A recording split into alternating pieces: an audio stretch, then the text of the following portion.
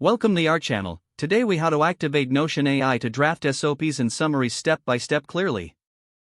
To activate Notion AI, begin by opening your Notion workspace.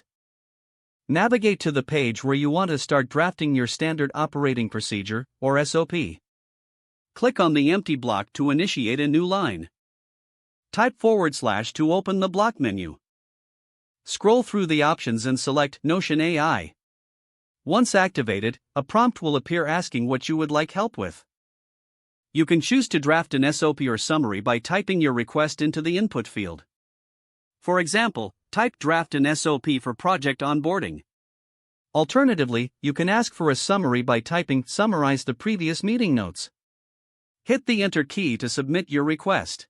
Notion AI will now generate content based on your input. Review the generated text for accuracy and relevance. You can edit the text directly if needed.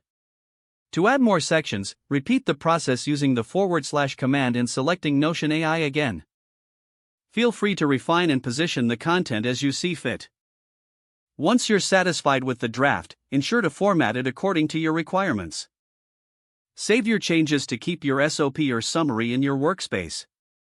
If the page does not load, refresh the browser or try again in a private or incognito window. Make sure you are using the correct email address, then retype it carefully to avoid small typos. If your password is not accepted, use the reset option and create a new strong password you can remember. Check your spam folder for verification or security emails, then complete any requested confirmation steps. Enable two-factor authentication if available to improve account security and reduce unauthorized access risk. After signing in, review your profile details so your contact information and settings are accurate and current. If you see an error message, note it down and try again after restarting your device and internet connection. Log out when you finish, especially on shared devices, to keep your account and payment information secure.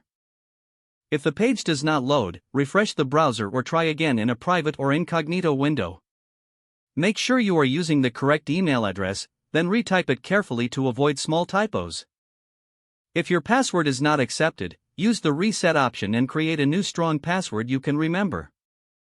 Check your spam folder for verification or security emails, then complete any requested confirmation steps. Enable two-factor authentication if available to improve account security and reduce unauthorized access risk. After signing in, review your profile details so your contact information and settings are accurate and current. Don't forget to like this video and subscribe to our channel for more step-by-step tech guides.